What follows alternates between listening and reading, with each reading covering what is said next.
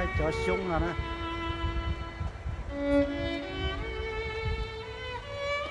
cho sung cả từng trí để nón thế sự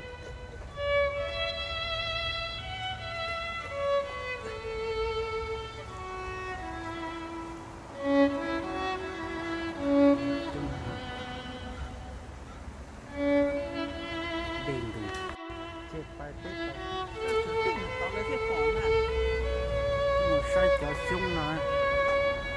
cho sung xử lý tê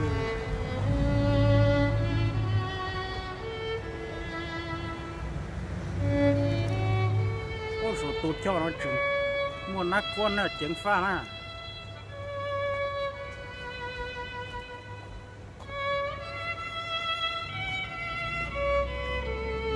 tàu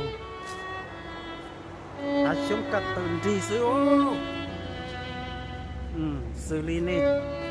bỏ tê nó này giờ thì là xong cả nó ướt tô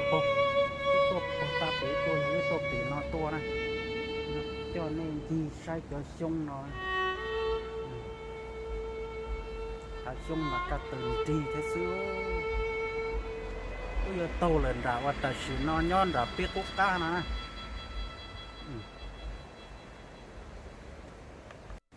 cho nên là tổ kỳ nó bị liền á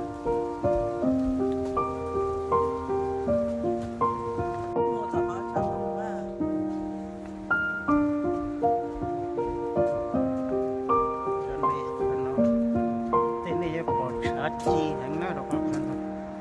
bộ kiện tổ kỳ nó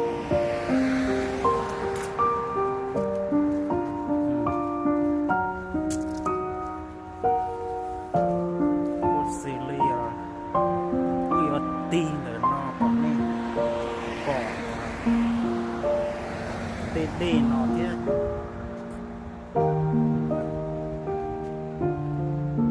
bỏ ra chỉ thế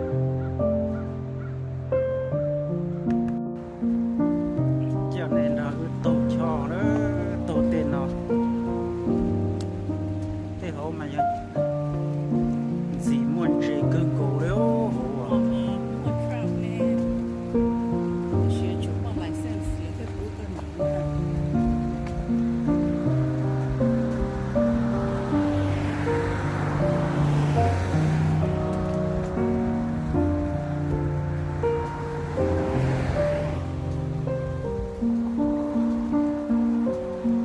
nó chỉ giờ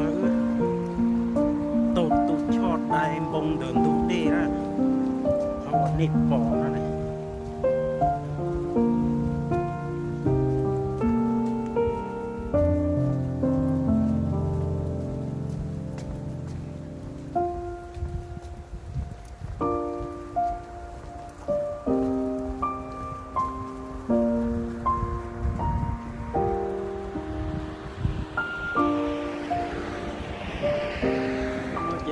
tô cơ đó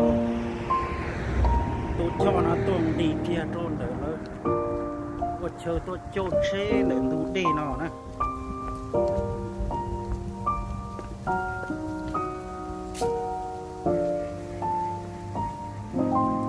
ôi là rồi thế xưa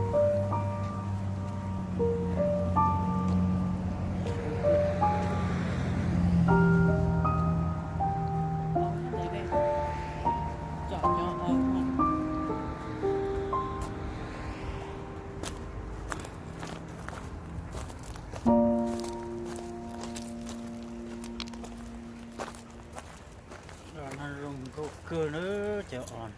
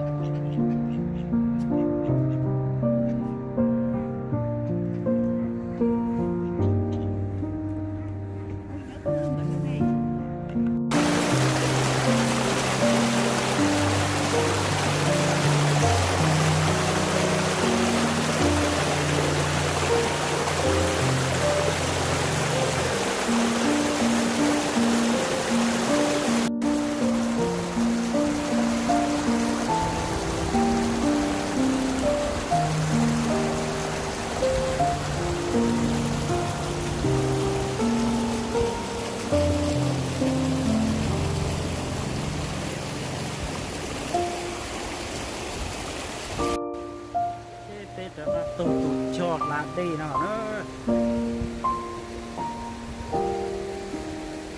sẽ phải bỏ vô phải bỏ giả xe này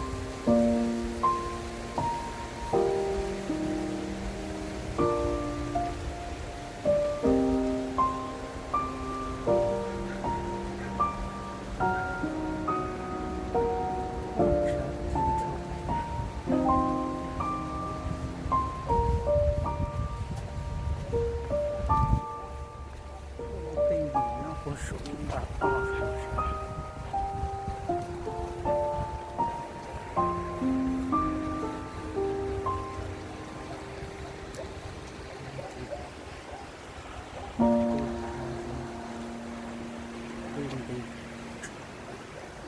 ta ướt la để tụt cho nó tua nó phát ta này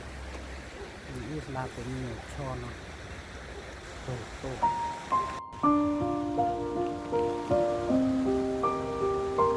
nó giờ tụt đi lo ra của nó từ qua ót chi nó chỉ có hồ nó giờ ít khó lỡ đi chỉ lỡ tô của lúc kho nó tô của nó đó xưa này bỏ cho lỡ tuột cho đâu mình la tô sát thì tê tua đó lỡ đi nó này cho luôn này nó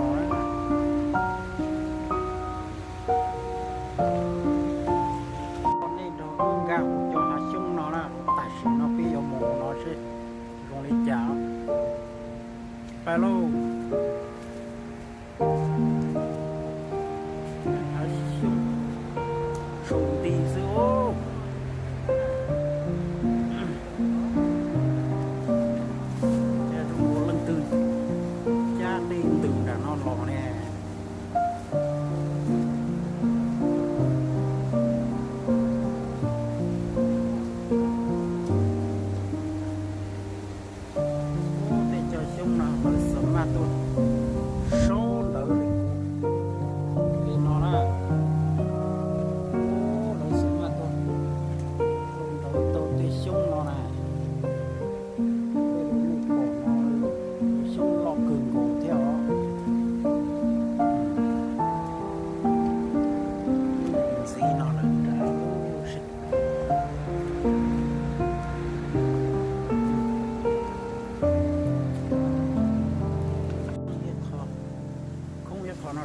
tê chế và lấy tôi uống lúa chế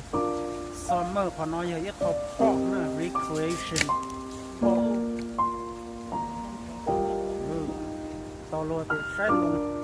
đón luôn sai chết của nhon thì nữa tên nó vậy thôi. Other than that, all flags. Other than that, you get a hard time talking. Oh, okay. Well, that's good. I mean, Well, enjoy your stay down here. I will. thank you but